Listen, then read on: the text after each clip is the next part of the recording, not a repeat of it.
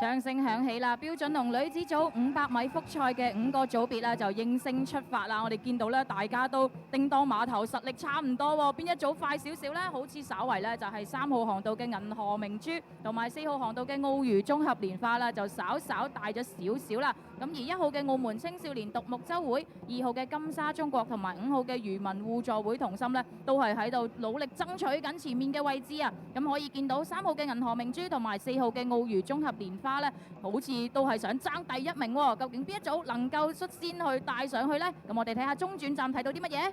好，咁我呢邊啦，見到3號航道嘅銀河明珠啦，的確係領先㗎。咁啊，緊隨其後係4號航道嘅澳娛綜合蓮花，再落去係2號航道嘅金沙中國。咁5號嘅漁民互助會同心同埋1號嘅澳門青少年獨木舟會就要加油啦。咁我哋啦，依家依然都係見到3號航道嘅銀河明珠領先，緊隨其後係4號航道嘅澳娛綜合蓮花做聲。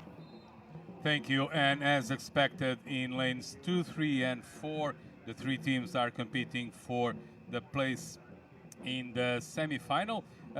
Galaxy Pearl is getting a slight advantage, but Sands China and SJM Lotus, they are pursuing from very, very near indeed.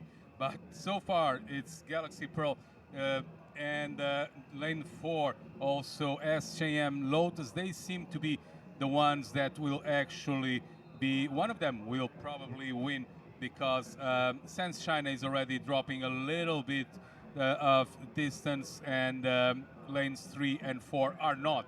So Galaxy Pearl and SJM Lotus competing in these final few meters for a place in the semi-final. Penny。OK 好啦，咁啊見到咧，仍然係銀河明珠咧係領先緊嘅，咁緊隨其後咧就係呢一個澳娛綜合蓮花啦，同埋呢個2號航道嘅金沙中國，兩支咧咬住呢一個銀河明珠唔放啊！咁咧去到大概差唔多去到衝線嘅位置啦，見到3號仍然係領先2個龍頭嘅位置，咁啊向住呢個終點進發。好啦，咁啊恭喜晒銀河明珠以第1名嘅位置衝線，咁第2名衝線呢，就係澳娛綜合蓮花，第3名衝線金沙中國，第4名衝線就係漁民互助會同心，而最後呢，就係第1號航道嘅澳門青少年獨木舟會。咁啊恭喜晒銀河明珠啦！咁啊一開始呢。咁啊，見到呢支非常之有實力嘅隊伍咧，咁咧已經係稍微咁樣帶出㗎啦。咁咧一直咧咬住佢唔放嘅咧係有呢個澳娛綜合蓮花啦，同埋呢個金沙中國。咁啊一直咧，但係咧都對佢咧冇造成一個威脅啊，因為銀河明珠嘅實力咧亦都係非常之厲害。咁啊恭